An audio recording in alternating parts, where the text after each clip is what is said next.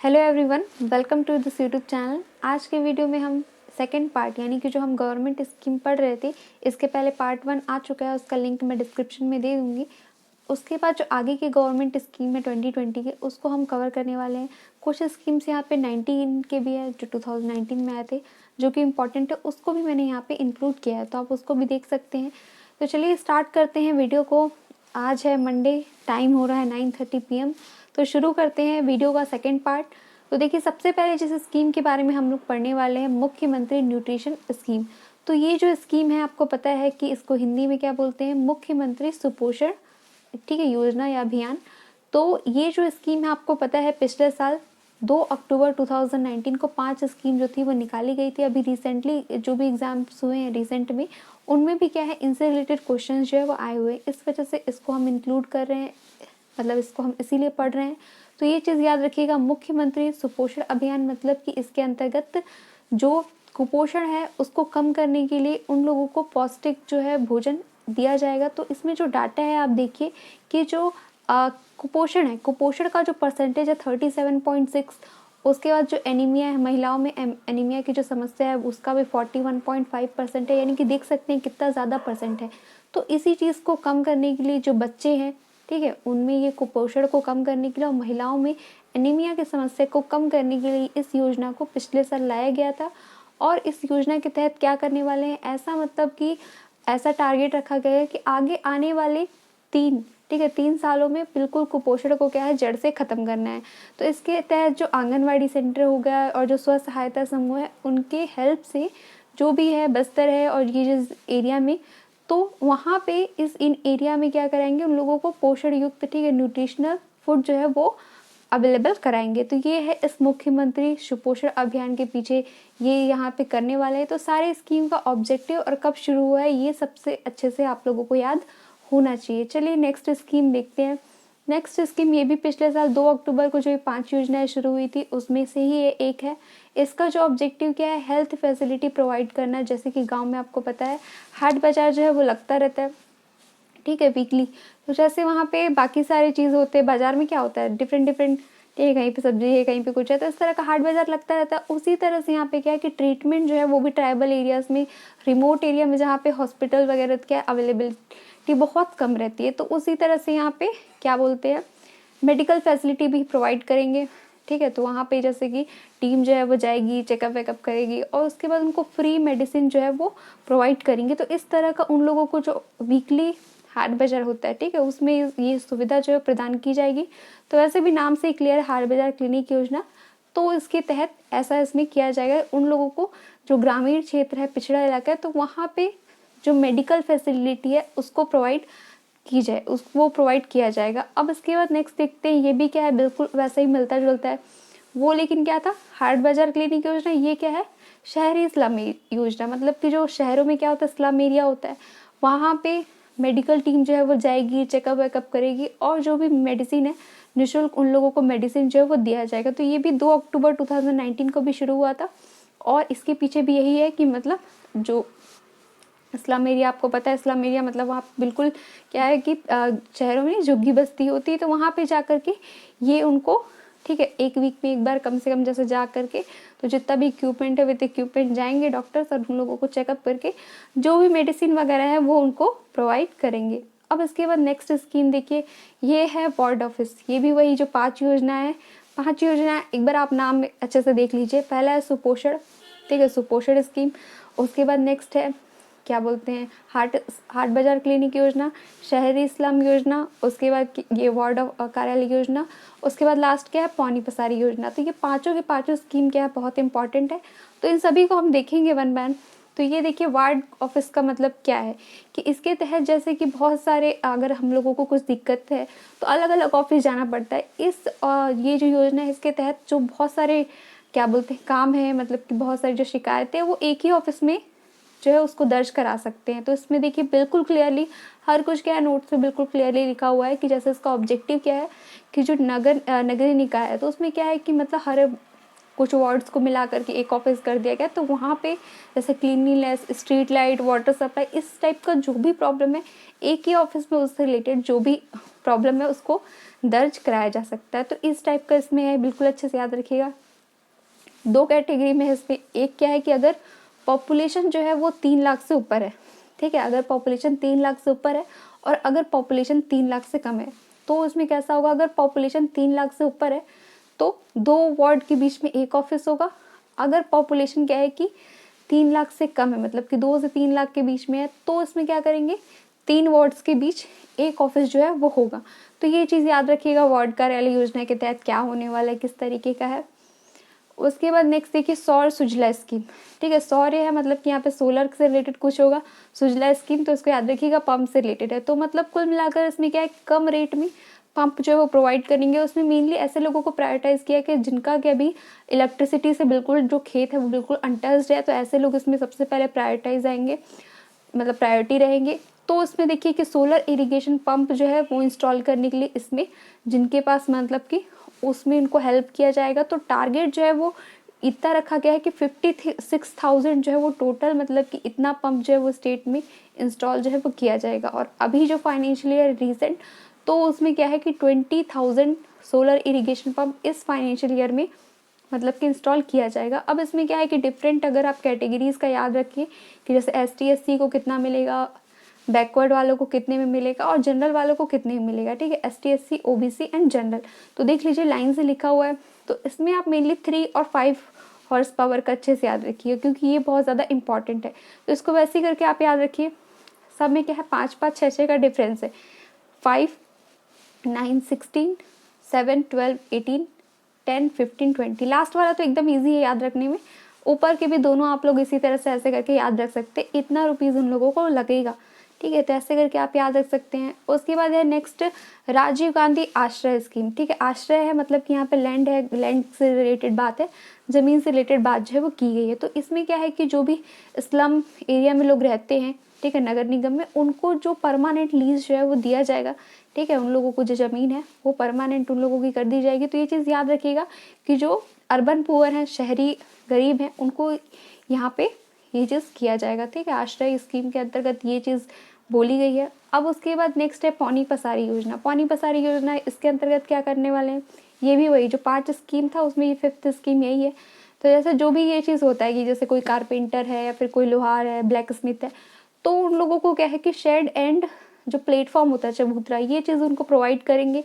तो ये चीज़ आप याद रखिएगा, इस स्कीम के तहत जैसे खुला मार्केट होता है ना, तो उसमें ये सारी भी फैसिलिटी जो है वो मिलेगी सबको, क्या है शेड और जो प्लेटफॉर्म है वो प्रोवाइड करेंगे। इसमें जो 50% है वो महिलाओं के लिए रिजर्व है कि 50% जो शेड है वो मतलब कि महिलाओं के लिए ऑलरेडी रिजर्व है। तो ये चीज़ भी याद रखिएगा, पौनी पसारी योजना जो है वो किस चीज़ से रिलेटेड है।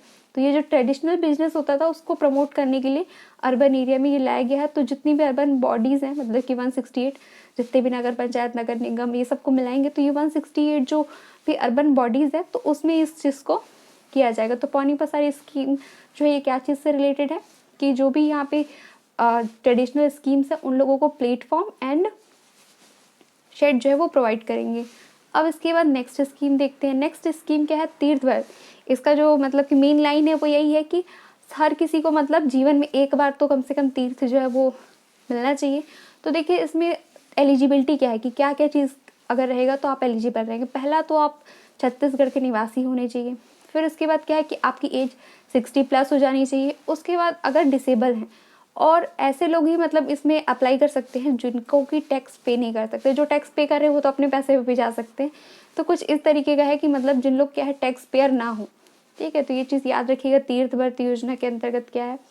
उसके बाद नेक्स्ट है 1 नेशन 1 राशन कार्ड। तो आपको पता है कि ये मतलब कि सेंट्रल गवर्नमेंट की स्कीम है कि राशन कार्ड ऐसा नहीं कि अब जैसे आपको पता है बहुत सारे क्या होते हैं स्टेट के बाहर भी रहते हैं, तो उन लोगों को भी पीडीएस का क्या है फ़ायदा मिलना चाहिए। तो देख लीजिए इसका ऑब्जेक्टिव क्या है, living in other states will also get ration from PDS in the country. मतलब ऐसा नहीं है कि अदर स्टेट में रहते हैं तो उनको भी पीडीएस का फ़ायदा जो है वो मिलना चाहिए। तो एक नेशन मतलब कि एक राष्ट्र और एक राशन कार्ड, तो इसको आप बिल्कुल अच्छे से याद रखना है। इसका जो छत्तीसगढ़ में कब से इसको लागू किया गया है, तो 1 जून 2020, मतलब अभी हाल ही की बात है कि ठीक है, 6-7 महीने हो गए हैं। तो 1 जून 2020, तो इसको बिल्कुल अच्छे से याद रखिएगा, ठीक है, जून। उसके बाद यहाँ पे अगस्त 2020 तक न्यूज़ में आप लोगों ने सुना होगा कि 17 स्टेट्स ने इसको अप्लाई कर लिया है कि 1 नेशन 1 राशन कार्ड, तो उसको याद रखिएगा। और छत्तीसगढ़ का जो पीडीएस है वो क्या है, पूरे देश में अलग पहचान है इसकी, अव्वल नंबर पे है, तो ये भी आप इसको याद रख सकते हैं। अब उसके बाद नेक्स्ट यहाँ पे देखिए आगे, क्वाड्रिलेटरल स्कीम। क्वाड्रिलेटरल स्कीम ये क्या से रिलेटेड है, इसको हिंदी में क्या बोलते हैं, चतुर्भुज स्कीम। तो चतुर्भुज स्कीम ये जो अरपा और क्या बोलते हैं शिवनाथ नदी का कॉन्फ्लुएंस है। कॉन्फ्लुएंस का मतलब क्या होता है, संगम होता है। तो यहाँ पे मतलब कि क्या कर रहे हैं, 45 गाँवों को मिला करके एक ऐसा वाटर सिस्टम बना रहे हैं कि जिसका जो शेप है वो चतुर्भुज टाइप का, इसीलिए इस स्कीम का नाम क्वाड्रिलेटरल रखा गया, चतुर्भुज स्कीम। तो ये मेनली क्या है कि वाटर से रिलेटेड है, तो उसका आप बिल्कुल अच्छे से याद रखिएगा। नाम क्या है मैच नहीं कर रहा है, लेकिन वही आपको याद आ जाएगा ना कि क्वाड्रिलेटरल टाइप का इसका स्ट्रक्चर है, क्लस्टर है, तो इसीलिए इसको क्या है, क्वाड्रिलेटरल स्कीम इसका नाम रखा गया है। तो ये चीज़ याद रखिएगा कि ये जो सबसे लार्जेस्ट विकास खंड है, ठीक है, बिलासपुर के अंतर्गत, तो वहाँ से ये रिलेटेड है। और उसको याद रखिएगा कि वाटर डिलीवर करने से इसका जो स्ट्रक्चर है, क्लस्टर है, वो इस तरीके का बनाया गया है, इसलिए इसका नाम चतुर्भुज स्कीम जो है वो रखा गया है। अब इसके बाद नेक्स्ट देखते हैं एलपीजी गैस पाइपलाइन स्कीम। तो पाइपलाइन स्कीम एलपीजी नाम से ही क्लियर है कि हर घर तक क्या है कि सप्लाई जो गैस है, एलपीजी हम जो घरों में यूज़ करते हैं वो क्या होता है, एलपीजी होता है। तो वो क्या है हर घर तक पहुंच पाए, ये इसका उद्देश्य है इस स्कीम का। और इसकी जो शुरुआत है, फर्स्ट फेज में इम्प्लीमेंटेशन है, वो बिलासपुर एंड कोरबा में किया जा रहा है। तो ये भी आप अच्छी तरह से याद रखिएगा। अब उसके बाद नेक्स्ट देखते हैं हमर विलेज हमर खेत योजना। तो ये देखने से ऐसा लगता है कि मतलब कुछ खेती वेती से रिलेटेड है। तो इसमें ऐसा है कि जो भी एग्रीकल्चर के स्टूडेंट्स हैं उनके जो करिकुलम है, मतलब कि उनके पाठ्यक्रम में इसको इंक्लूड किया जाएगा। 12 अप्रैल 2020 से इसकी शुरुआत हुई है। इसका ऑब्जेक्टिव यही है कि जो भी स्टूडेंट्स हैं उनको एग्रीकल्चर एंड एग्रीकल्चर जो बेस्ड बिजनेस है उसके बारे में अच्छी जानकारी मिले। तो अब देखते हैं इसमें स्पेशल क्या है कि मतलब जो भी अंडर ग्रेजुएट कोर्स में पढ़ रहे हैं, ठीक है, यूजी में पढ़ रहे हैं, वो लोग क्या करेंगे, या तो अपने फार्म में या दूसरे के फार्म में जाके थोड़ा काम वाम करें, थोड़ा देखें और प्रैक्टिकल उसको थोड़ा सा देखें और सीखें। तो जो सेकेंड ईयर के स्टूडेंट है वो 2 दिन 1 वीक में, और जो थर्ड ईयर के स्टूडेंट है उनको पूरा फुल वीक मतलब 6 डेज क्या है कि जा करके थोड़ा फील्ड में काम करना है, उसको देखना है, सीखना है। उसके बाद नेक्स्ट देखते हैं यहाँ पे स्पंदन कैंपेन। स्पंदन कैंपेन क्या है कि ये पुलिस वालों के लिए है कि जैसे पुलिस वाले क्या होता है कि डिप्रेशन और मेंटल स्ट्रेस, इसको वही बोल सकते हैं मानसिक तनाव, अवसाद। तो पुलिस वाले क्या होता है कि आपको पता है जो जवान होते हैं, जो थोड़े से नीचे लेवल के ऑफिसर हैं, उन लोगों में क्या होता है बहुत सारा स्ट्रेस, ठीक है। सच में पुलिस की जॉब में क्या होता है बहुत ज़्यादा स्ट्रेस होता है। तो इस चीज़ से उन लोगों को प्रोटेक्ट करने के लिए, बचाने के लिए ये स्पंदन अभियान जो है वो लागू किया गया है। तो अब देखते हैं इस स्कीम के तहत क्या होने वाला है। तो इस स्कीम के तहत जो हायर लेवल के ऑफिसर्स हैं वो जाएंगे और पुलिस वालों से थोड़ा मिलेंगे, बात करेंगे, उनके साथ टाइम स्पेंड करेंगे और उनकी जो प्रॉब्लम्स है उसको रिजॉल्व करेंगे, ताकि अगर जो भी उन लोगों का कुछ प्रॉब्लम है सॉल्व हो जाए और वो लोग में फिर इस टाइप का जो स्ट्रेस है उनका थोड़ा कम हो। क्योंकि इससे रिलेटेड एक इवेंट मतलब एक घटना हो गई थी नारायणपुर में, 2 पुलिस वालों के बीच थोड़ा सा झड़प हो गया था, मतलब लड़ाई वड़ाई हो गई थी, उसके कारण उनकी मौत हो गई थी। तो इस टाइप का इसको देखते हुए कि जो अपर लेवल के पुलिस ऑफिसर्स है वो अपने जो जवान है उन लोगों से जा करके जो पुलिस है उन लोगों से मिलें, बात करें और उनके साथ थोड़ा सा बातचीत करें, अगर कुछ प्रॉब्लम्स है तो उसको रिजॉल्व करें। तो इस तरह से ये स्पंदन कार्यक्रम जो है वो पुलिस डिपार्टमेंट से रिलेटेड है, तो इसको भी आप अच्छे से याद रखिएगा। अब इसके बाद नेक्स्ट देखते हैं वाटर लाइफ मिशन, मतलब कि जल जीवन मिशन। तो जल जीवन मिशन का मतलब यही थीम है मेन कि हर एक जो ग्रामीण इलाके का घर है, हर एक हाउस होल्ड में मतलब कि ड्रिंकिंग वाटर जो है वो मिले, जल जीवन मिशन। तो ये चीज़ बिल्कुल अच्छे से याद रखिएगा। ऐसा इसमें कोशिश की गई है कि 2024 आते आते तक सभी घरों में मतलब कि 100% टैप कनेक्शन, मतलब सभी को क्या है पेयजल जो है वो मिले। तो अभी क्या है प्रॉब्लम इसीलिए आती है क्योंकि आपको पता है कि हर जगह आर्सेनिक, आयरन, ये सब क्या होता है वाटर में ऑलरेडी प्रेजेंट रहता है, ठीक है। तो ये सब के कारण क्या है प्रॉब्लम है। और अधिकतर जगह क्या है कि पानी फिर इधर उधर का पानी जो है वो यूज़ करते हैं। तो इसकी कोशिश यही है इस मिशन की, काफ़ी फेमस और इम्पॉर्टेंट स्कीम है कि इसके तहत सभी घरों में क्या हो कि पेयजल जो है वो मिले। तो इसमें देखिए टारगेट 2024 तक का है, तो 2 फेज में है। मान लीजिए पहला 2021, फिर उसके बाद 23 से 24। तो इसमें शुरुआत में 16.70 लाख इतने कनेक्शन जो है वो किए जाएंगे और जो सेकंड फेज है उसमें 48.48 लाख। तो इसके लिए जो टोटल अमाउंट डिसाइड है वो कितना है 3500 करोड़, और जो फर्स्ट फेज में लगने वाला है वो 1000 करोड़। तो 1000 करोड़ में 455 सेंटर और स्टेट में डिवाइड है कि इतना इतना फंड जो है वो दे रहे हैं, और जो रिमेनिंग अमाउंट है, ठीक है, 1000 में जितना बच गया तो वो क्या है कलेक्टिव कलेक्शन से इसको क्या बोलते हैं करेंगे। तो ये वाटर लाइफ मिशन के बारे में जो भी इंपॉर्टेंट डिटेल है कि कितने मतलब 2024 तक इसको मतलब कि 100% करना चाहते हैं, और उसके बाद जो उसका टोटल अमाउंट कितना है 3500 करोड़ है। उसके बाद फर्स्ट फेज में कितना है 16.70 लाख का टारगेट है। अब इसके बाद नेक्स्ट देखते हैं 12th विथ ITI। जैसे कि कोई कोई से स्कूल नहीं होते जहाँ पे एम्प्लॉयमेंट ओरिएंटेड एजुकेशन जो है वो दिया जाता है, तो वहाँ पे ये चीज़ है कि मतलब 12th के साथ ही, ठीक है, उन लोगों को ITI का सर्टिफिकेट जो है वो दिया जाएगा, ठीक है। 11th 12th करते करते ITI का जो वोकेशनल एजुकेशन सिलेबस है उसको भी मतलब प्लान करने की कोशिश कर रहे हैं। तो ये चीज़ याद रखिएगा, ऐसा मतलब कि घोषित मतलब कहने का मतलब अभी प्रपोज्ड है, ठीक है, लागू, ठीक है, होगा आगे चल करके होगा। तो लेकिन ये चीज़ याद रखिएगा 12th के साथ ITI सर्टिफिकेट देने के लिए भी बातें जो है वो चल रही है, तो उसको आप याद रख सकते हैं। उसके बाद नेक्स्ट देखते हैं, नेक्स्ट स्कीम जो है आमचो बस्तर तुम्हार द्वार स्कीम। तो ये कहाँ पे शुरू हुआ है, ये बहुत इंपॉर्टेंट है, दंतेवाड़ा में। तो दंतेवाड़ा में हर एक क्या है कि हर एक विकास खंड में एक शॉप रहेगी जिसमें को कि माँ दंतेश्वरी मार्ट। आपको पता है दंतेश्वरी माता क्या बस्तर की कुलदेवी है, बहुत इंपॉर्टेंट मतलब कि, ठीक है। दंतेवाड़ा में आपको पता है कि जो डंकरी शंकरी नदी के संगम में ये दंतेश्वरी मंदिर है। तो उसको याद रखिएगा कि जो स्व सहायता समूह की महिलाएं हैं वो यहाँ पे जो डेली यूज़ की का सामान है उसको क्या बोलते हैं घर घर तक पहुँचाएंगी। मतलब कुल मिलाकर के ये उनको इंडिपेंडेंट बनाने के लिए ये स्कीम जो है लाई गई है, आमचो शॉप तुम्हार द्वार स्कीम। तो याद रखिएगा, नाम से इसको समझ में आ रहा है कि कुछ शॉप की बात करें। माँ दंतेश्वरी स्कीम हर एक विकास खंड में इसको खोला जाएगा, तो इसको आप अच्छे से याद रखिएगा।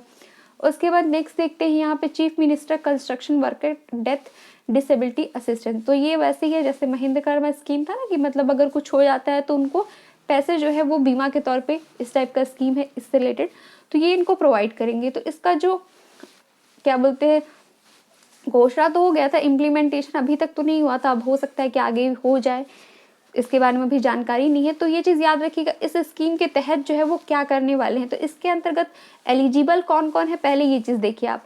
जो भी अनऑर्गेनाइज सेक्टर जैसे मान सकते हैं कि मान लो कोई आपके घर में काम करने आता है वो आ गए, और उसके बाद मान लो कि ठीक है जो ऐसे अलग से प्राइवेटली काम करते हैं, ठीक है, तो वो लोग इसके अंतर्गत आ सकते हैं।